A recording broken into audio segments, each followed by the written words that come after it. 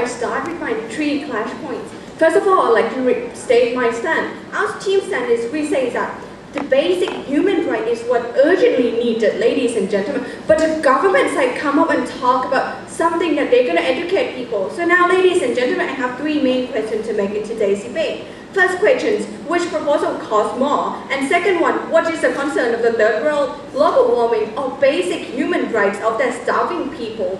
And third question is on who's solving the problem more effectively. Ladies and gentlemen, moving on, starting with my first question, the government side come up with a really cool proposal that they're saying that they're going to educate people and then they're going to give us through education. Ladies and gentlemen, the benefits they're claiming that they're going to bring, they're going to give awareness to the people and they're going to make them love the trees. And that will be, and they're going to teach them to use efficient land use. But ladies and gentlemen, with that, those kind of benefits, they come up with some costs. And what are those costs? Ladies and gentlemen, first of all, there's the idea of imperialism. Ladies, please sit down. So what is that? What is imperialism? It's meant when the Western come into other countries and giving the wrong ideas to those people. What do we mean by that, ladies and gentlemen? Why you, as the next one countries, go into the third world country, teaching those people, teaching them how to grow trees. But ladies and gentlemen, with the government, the local government will not allow you to make that happen. Why is that so? Because they do not trust you at the first place. They do not think that you are legitimate enough to walk into the national sovereignty and to give them their people some education. So they're not gonna let you do that. And secondly, with your proposal, those people are dying, ladies and gentlemen. They are starving and they do not have anything to eat because they are dying every day. Ladies and gentlemen, please sit down. So therefore, ladies and gentlemen, tell me why, if since they are so hungry and they need something to feed their hungry stomach, how come they're gonna concern about the dead trees, ladies and gentlemen? No, they're not gonna do that. And thirdly, right now the US proposing the dumping thing. What do you mean by the dumping thing? It's when the government allowing their price to be lower than other countries' products, and then you're sending those products into other countries, you're exporting it, and at the end of the day, with that proposal, it's gonna allow the African farmer to stop working, and then they're gonna rely on dumping, and it can lead to bigger scenario. What do you mean by bigger scenario, ladies and gentlemen?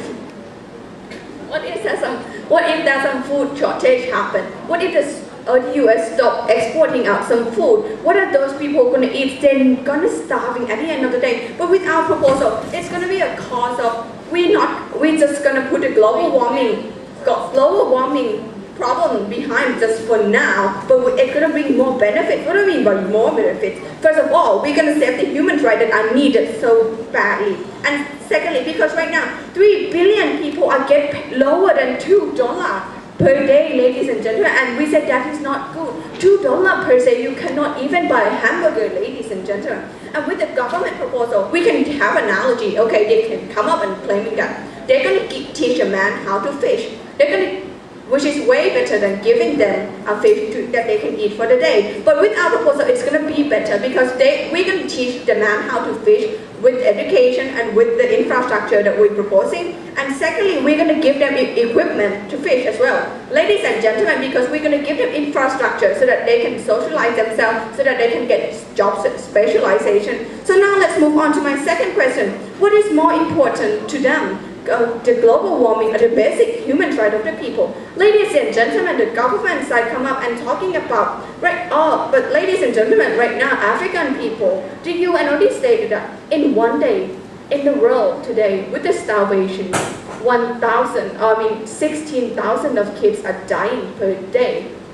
This second, 5 kids are dying, ladies and gentlemen. We can see that the starvation problem, yes. Your case is good, but can you prove to me that how promoting education is different from promoting human rights? Okay, ladies and gentlemen, that actually is my third clash point, so I'm not going to waste time answer that right now. So now, ladies and gentlemen, they're coming up with the global warming. But the global warming, ladies and gentlemen, they're claiming that the polar bear not going to die, the penguin not going to die. But I say that problem is not as important as a dying African boy. Ladies and gentlemen, right now, Annex 1 is being hypocritical because they are the one who got rich because they were industrialized, because they're cutting down their own trees. So now they're going to say that they're going to give education to those people, and then yes, you can save the tree, but I'm not going to save it. And if you're talking about the US, ladies and gentlemen, the US is the biggest polluter of the carbon dioxide, ladies and gentlemen. So now what's the reason for the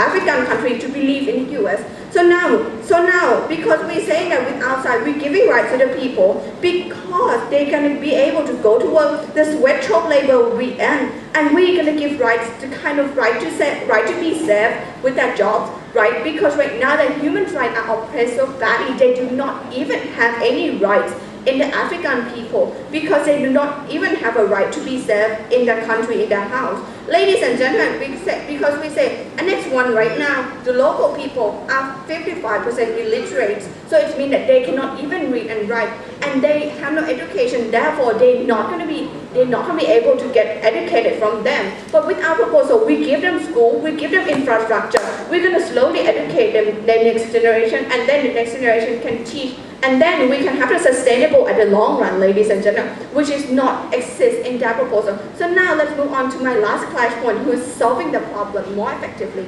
The government side come up and fails to address the issue in the status quo, because the status quo, if you're giving the aid right now, it's about that it's about that the NGO walks into those countries and tell them to liberalize the market, and that is actually a real problem. But with our proposal, ladies and gentlemen, we already stated clearly that right now there's a problem of human rights violated, and we need to solve that problem first, and then the global warming can come later. Because the development is, ladies and gentlemen, it's allow the people to feed their hungry stomach, feed their family, and when they are well fed, they're going to go and for education, and then they can concern about global warming later, ladies and gentlemen. And we believe that those countries, they have a right to be industrialized, ladies and gentlemen. And therefore we're saying that we are mutually exclusive, and with that proposal, they're ignoring the problem of human rights. They're ignoring